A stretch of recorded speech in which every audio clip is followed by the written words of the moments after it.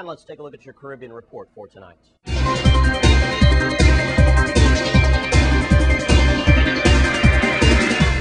We start in Haiti as supporters of the governing party candidate Jude Celestine says he's to withdraw from the second round of disputed presidential election.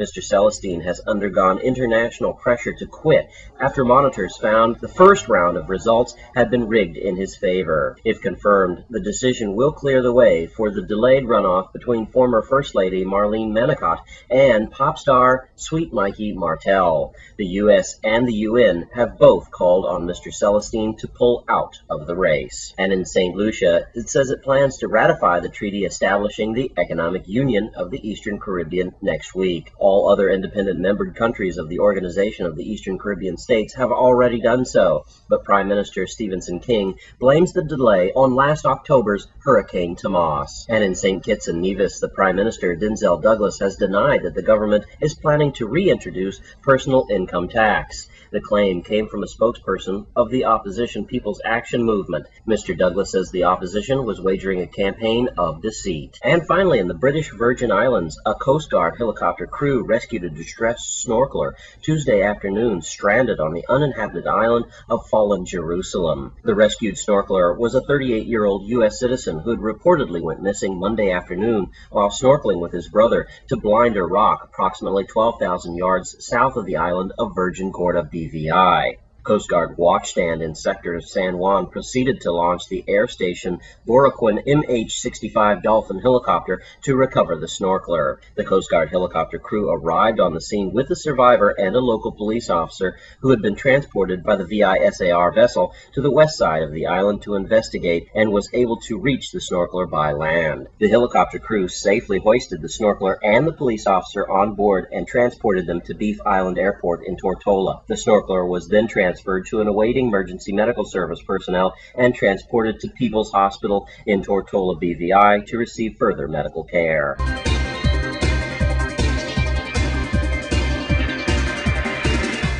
And that's a look at what's happening in the Down Island area in your Caribbean report. And it is Wednesday. That means it's time for your Crime Stoppers report. Here's Wes sitting in for Judy Fricks. Thanks a lot, Jerome. Pinch hitting for Judy Fricks. Hope she feels better for next week. Let's start on St. Croix for Crime Stoppers. If you see something, say something. There's been several robberies that have taken place recently. Just a few days ago, a woman was leaving 2+2 nightclub in La Grande Princess. She was carjacked and robbed of personal items at gunpoint. A little while later in that same area, a man was on his way home, and he was accosted by a tall, armed male. Then in Frederiksted, St. Croix, at Emancipation Drive, 2 female purses were taken at gunpoint. These 2 women were robbed at gunpoint. You might remember that. These suspects described previously are all males dressed in black, with some type of mask covering their faces, armed with guns, and they usually dress in black. Now, folks, the police can't profile everyone in black, right? They can't pick up everyone in black. If you see a guy with a mask, a gun, and he's dressed in black, guess what? It's probably too late. You're in the process of getting jacked already. I know how you feel about masked men. I even get nervous when I see weed-whacking guys on the highway wearing masks, but you need to really be aware of your surroundings, okay? It's not like they're going to be driving around with a black mask and a gun waving out of the window to warn you. They could just pop down you just like that. Now, if you have a cell phone, Crime Stoppers, folks, are urging you to keep it in your hand and keep 911 on speed dial. Folks, that's how we're living. If you do want to go out at night, you want to go out to a restaurant or a nightclub, these are some of the things you're going to have to start being familiar with. You're going to have to start traveling in 2s and 3s and 4s. You're going to have to keep your cell phone in your hand, 911 at the ready. Let's take it to St. Thomas. Police need your help in solving 2 homicides. Shakir Richardson was killed on Thursday, January 6th, at about 2 a.m. in the area of Joseph Gomez Elementary School. Timothy Metzger was killed on Wednesday, January 19th at 10:30 in the evening in the area of Palm Gardens. A small white 2-door car was seen speeding from the scene. Folks, right now we have 7 homicides in our territory this short young year, and we really need some help. We need you to come forward. Pick up the phone. All right. So far, Crime Stoppers has received 46 tips in this short year. The number have been about homicides. We need to step up. We can't let the carnage go on. Call 1-800-222-TIPS. That's Crime Stoppers at 1-800-22-8477. Thanks, Wes Small, for your Crime Stoppers report, sitting in for Judy Fricks.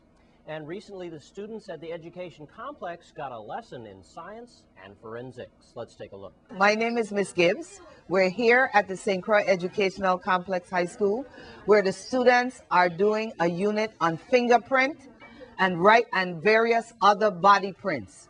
And right now, they're in the process of doing air prints, palm prints, and other prints. They're making dental prints as well. They're learning a whole comprehensive unit on fingerprints, and this is their final project in the forensic class. They'll be submitting it at the end of this week, and it should be a very good learning experience, very similar to what happens in the real world when fingerprint experts do various body prints. So we're happy that they're interested and motivated to learn about how to do prints just like the forensic specialists. This class has been going on. This is our 9th year of teaching forensics here at the complex. And it's kids have become more and more motivated. As a matter of fact, we've expanded the classes. We initially started with 1 class of forensics. We're up to 2 now, and also we've expanded it to include a second section of forensic science, which will be offered next semester. So there's a very avid interest in high school students about learning how to do forensics based on all the television programs that are being televised right now. These are just some of the lessons that we're teaching the kids here at the St. Croix Educational Complex High School. You are? And my name is Anne-Marie Gibbs, and I'm the forensic science teacher here at the school. And when we come back from this break, we'll take a look at your Sports 411. Baseball scouts are in our territory. Stay with us.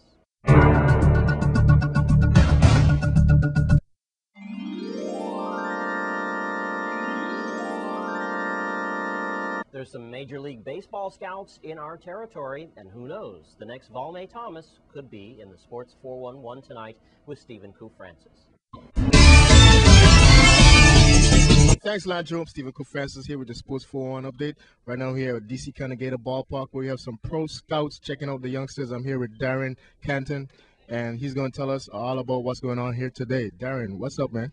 Well, thank you for coming down. Every year we do what we call a VI Scout Day, usually in St. Thomas, where we invite Major League Scouts to come down to see our local talent.